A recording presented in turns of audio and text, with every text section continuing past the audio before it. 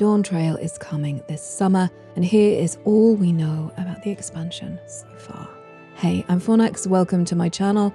Let's start with a story spoiler-free TLDR rundown of all the bits and bats of Final Fantasy XIV's 5th expansion that we know so far. Buckle up, it's going to be a long video, but it is chaptered for your viewing pleasure, so you can jump to the parts that you're interested in and ignore the rest. So, the expansion will be releasing summer 2024.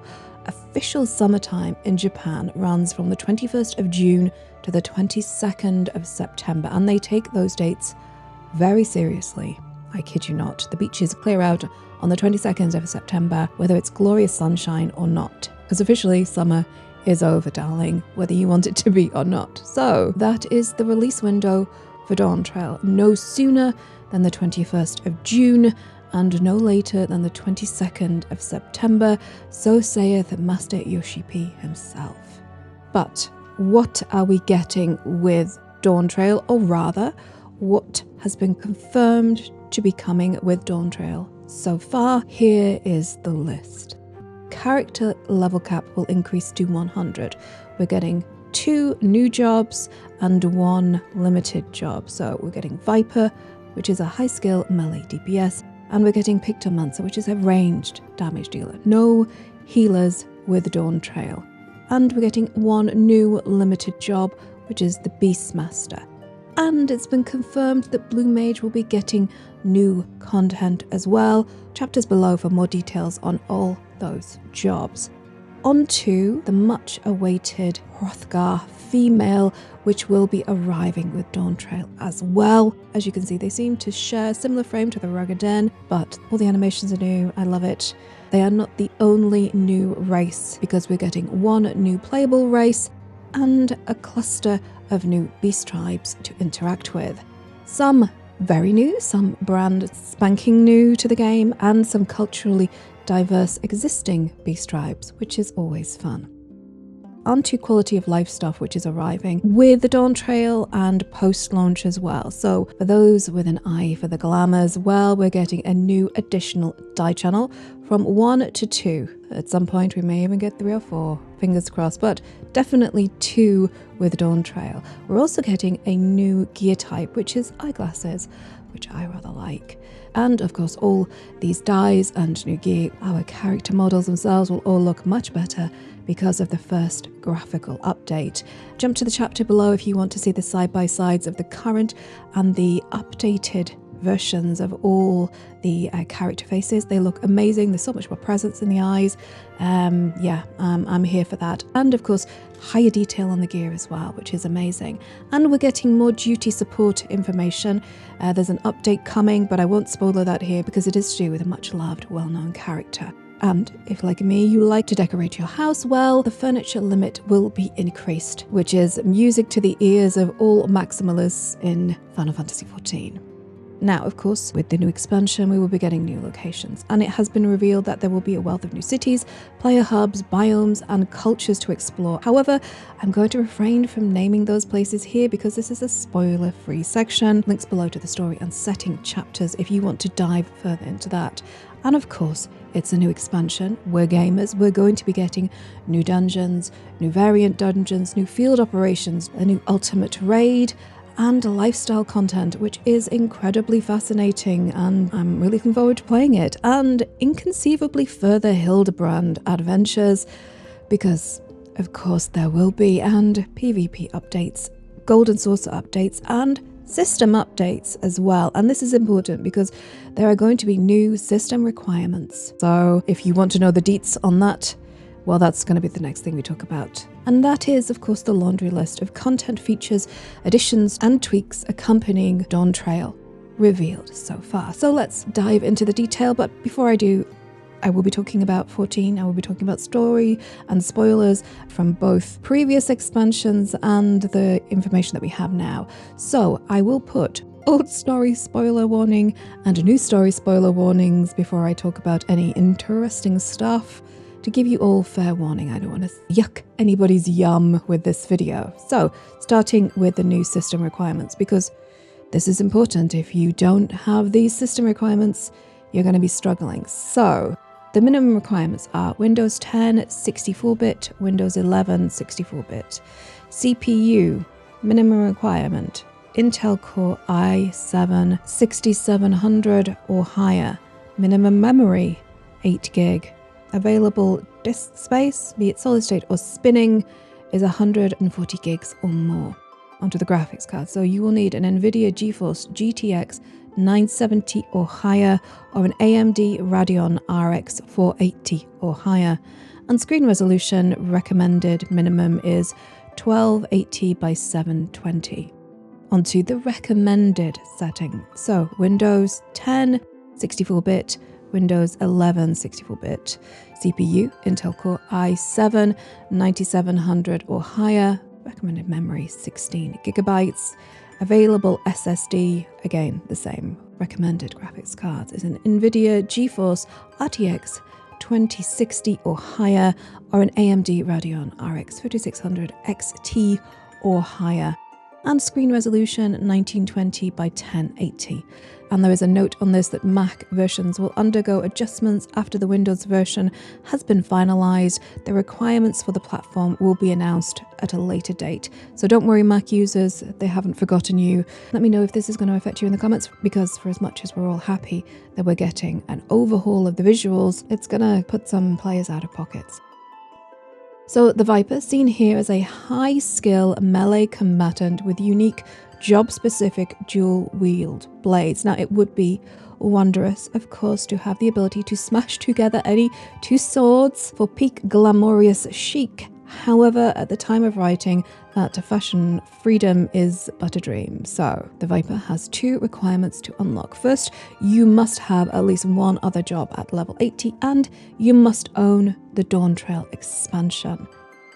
Okay, story spoiler related to the Viper. So the quest line for the Viper starts in Uldar, but no other narrative adjacent information has been revealed at the time of writing.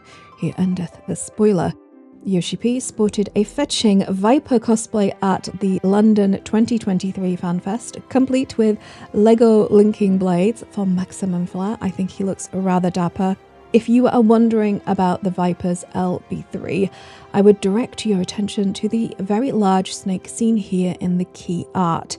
I will bet one golden internet cookie that the LB3 will be 2 or 3, maybe a legion of Vipers performing some sort of enticing dance of death before smashing into the boss. We know what you would like the Viper LB3 to be below. And onto the Pictomancer. So, the Pictomancer is a ranged damage, a disciple of magic. This job type is not new to the Final Fantasy universe. As veteran players will remember, it was last seen in Final Fantasy VI. Dawntrail, however, reimagines the job with far more artistic scope, allowing these cunning creatives to paint not only the enemies they face, but landscapes, creatures, and weapons from their mind's eye. Their combat brushwork is beautiful and I think unique to the MMO space, so thumbs up from me. I'm certainly going to give this a go.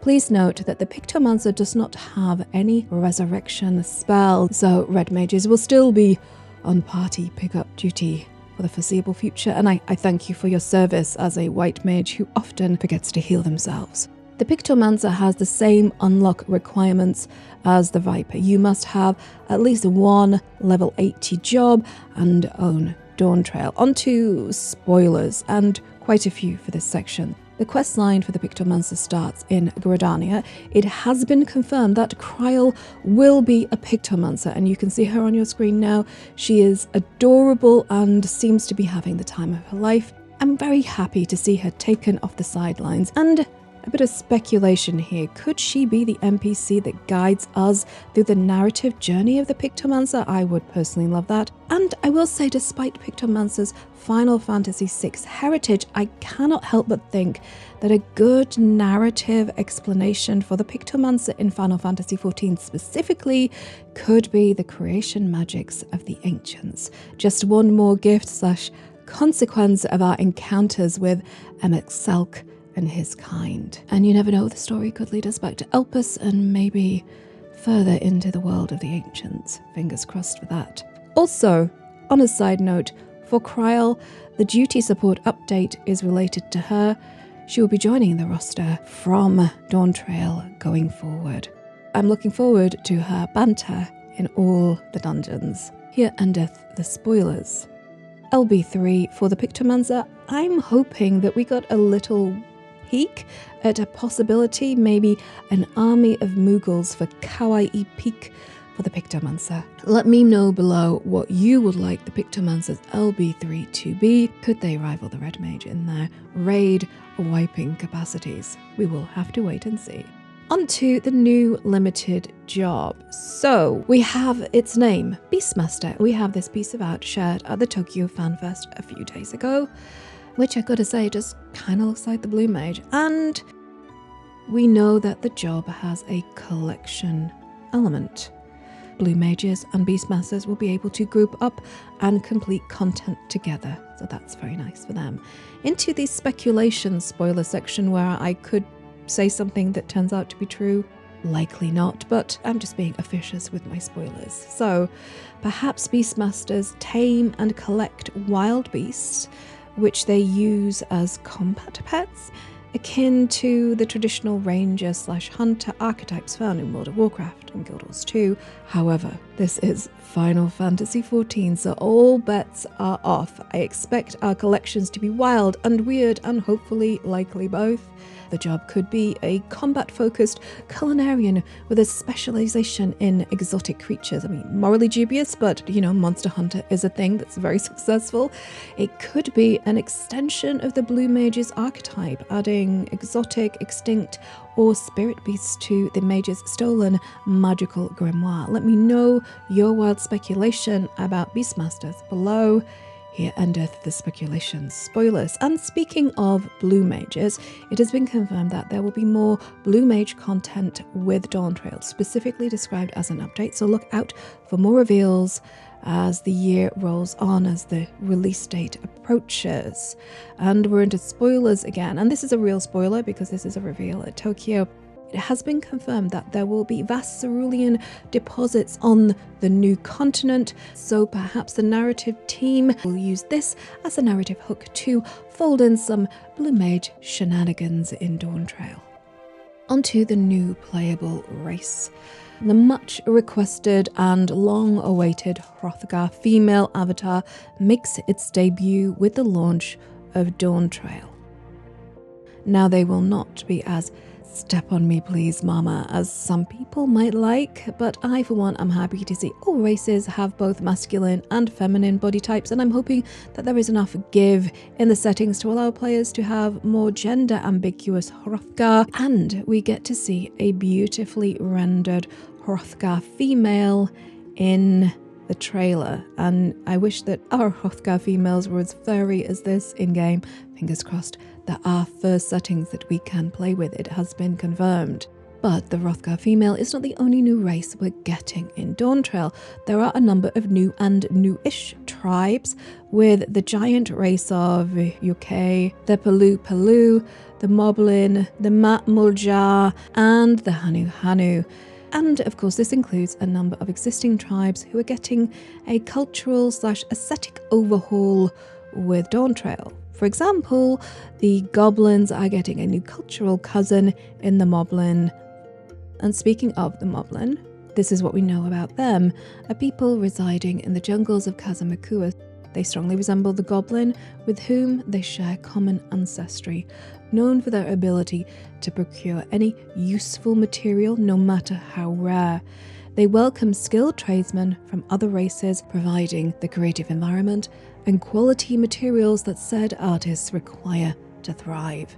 So these are actually a perfect match. Goblins and Moblins, the marvels that they will create in unison is going to be quite something, and Disciples of the Hand, we're going to very much enjoy our interactions with the Moblin. I cannot wait. And we do have a bit more information on the Pelu, a diminutive people inhabiting Ukopaka, seldom seen without their distinctive masks, natural entrepreneurs who travel the continent on alpaca back, which sounds amazing and has been confirmed we will be getting alpaca mounts as well. Renowned producers of tea, coffee and mezcal. I am a big Earl Grey fan, so I'm looking forward to tasting some of that tea. However, the main tribe that is getting a lot of TLC in Dawntrail seems to be, at least from the initial trailer, is the Mamalja, but more on these toothy tykes in the story and settings section. On to gameplay. Group, solo and yet to be determined fates, hunts, treasure hunts, quest synced side quests, and of course in Dawntrail there will be a wealth of new gear to collect and recipes to discover as well. However, there is still scant information to be had in this area, but here is what we know. There will of course be new story and variant dungeons arriving with Dawntrail, all of which, much to my heart's joy, will be deeply connected to the main scenario and complementary narratives of the expansion. For me, the narrative, the story of Final Fantasy XIV is the main event. I love their laser focus on it. 'Tis peak for me, and there is some new intriguing lifestyle content akin to Asgardian restoration to a fashion. This new content is called Cosmic Exploration, and it is connected to the Loporis. We will be exploring a number of new stars, i.e. new worlds. In the key art we see disciples of the land and the hand, so I think that Cosmic Exploration will be quite crafter-gatherer centric. However, it is yet to be determined if it is exclusive to them. We will just have to patiently wait and see. Onto new large group content. And again, sparse details, but here's what we know. There is a new raid series called the Arcadium, which will land about a month after the launch of Dawntrail, with the expansion's 7.0 release. There is a new Alliance raid series called Echoes of Valandel. The Shadow Lord from the first Final Fantasy MMO is featured in the key art of Valandel and looks likely to be one, if not the big bad of the raid series. And of course there will be new operations, however, no details on that as far as I could find. The new Ultimate Raid has been confirmed to be Futures Rewritten, offering hardcore players another crack at the Eureka content gauntlet style. And new trials and Unreal trials have been confirmed, but no details revealed. Onto quality of life upgrade. As I alluded to before, and as you will see on screen now, we are getting more die channels, specifically one more die channel, allowing players to have more freedom and more customization in their glamorous chic, which I think is great. Would I like to be able to dye all the elements of my outfit as I see fit? I really would, but I think this is a great step in the right direction. And of course, we get eyeglasses as well. This is a new gear type that can be equipped alongside headgear, and I'm absolutely here for it. And for the interior designers out there, we are getting a furniture limit increase planned for some point during the Dawn release. It's got an X, so don't hold your breath for this one. And we have PvP updates, whatever they might be, and off the beaten path, we are getting a new Inconceivably further Hildibrand adventures. Now I have to be honest, I have not done any of the Hildibrand adventures. I'm a very bad gamer, so I am actually going to play through them before the expansion arrives so that I can understand the insanity of some of the cutscenes that I have seen, which I find very confusing. There will also be Golden Saucer updates as well, as yet to be announced, although I can't help but feel that this carousel image is associated with the Golden Saucer. Maybe there's some sort of Grand National Mary Poppins style, I don't know. Let me know what you think in the comments below. Am I taking this out of context? Is this actually part of the open world in some wild capacity? I'm not sure. Anyway, on to the first graphical update. Yes, we're getting some side-by-side images of how our characters look now, how our characters will be looking in the future, and it has been confirmed by Yoshi P at the Tokyo Fan Fest that we will be getting a vial of Fantasia so that we can customize our characters with these new aesthetics. alongside the graphical update of our characters and an increase to the graphical fidelity and detail of armors going forward. The dev team have confirmed that racial and job armors will be updated as well. So those foundational, deeply narratively linked armor pieces will be fresh and up to date. Will there be older versions of these that you can still hold on to if you prefer the low poly rather than the high poly? I don't know. I do know that there will be options to keep lower poly aspects of your characters, specifically Ori players, and their dead-eyed look was mentioned by Yoshi P. So yes, it's not all forced changes if you prefer a lower poly count. How ubiquitous that will be, I do not know. But we are also going to be getting improvements to the widescreen aesthetic appeal, which is great for me. I have a ridiculously wide monitor. It's a Samsung Odyssey, which is fantastic for immersion. And of course, we're going to get higher resolution textures and shadows and material quality improvements. The team mentioned that there will be several iterations of leather in varying qualities, several iterations of woven fabrics in various patterns and qualities. So they're really diving deep and giving players as much aesthetic appeal as possible. However, they haven't got too caught up in the excitement because they will be preserving the overall look and feel of the characters and the setting that we absolutely love and adore, which I am very grateful for. On to setting. Spoilers, because we're going to be talking about where we're going. So, we are going to Tural. Tural is a vast continent. This is Final Fantasy XIV's version of the North and South American continent. It has been confirmed that there are going to be a number of cities in new areas as well, including Tululalal, Ukopaka, Yakutal, Shalonai, Heritage Found, and Solution 9. Having wildly different aesthetics. All these new areas benefit from the new graphical upgrade, and they are just beautiful and wild. I am absolutely in love with this Thousand Falls, which is a forest area. Specifically, I think this is the forest area where the Moblin will be found. I cannot wait to explore the new world. And of course, we have yet to see the legendary City of Gold. I think they're leaving that for either a big reveal before the expansion launches or to completely blow players away when they arrive there in-game. Unless the City of Gold is one of these high-tech cities. I just love the juxtaposition in Final Fantasy XIV. Beautiful, natural settings with tribes that are very much starting the Industrial Revolution, and these extraordinary high science fiction landscapes that they create. It is amazing. I love it. Long may it continue. Let me know your favorite locations revealed so far, where you're looking forward to exploring in the comments below. And onto story. And we don't have a huge amount of information, but we do have a bit, so spoilers ahead. This is what they say. As hope's light dawns once more, a hero looks to new horizons. Winds of opportunity bring a visitor from the far west, seeking the Warrior of Light's aid in a ritual of succession to determine Tural's next ruler. Alongside Alphino, Alice, and Arenvel, the Warrior of Light embarks upon a journey across the Indigo Deep. Should rumors be true, the contest may lead them to the fabled gates of the City of Gold. Little do they know, it will also see the Scions divided. This contest of succession will split the Scions, perhaps supporting different leaders, perhaps advocating for a different mode of governance over Tural. We did see a shift from totalitarian dictatorship to a parliamentary democracy in Iscard. Perhaps something similar could happen for the New World. Regional governments, cultural sensitivity, individual autonomy over their destiny.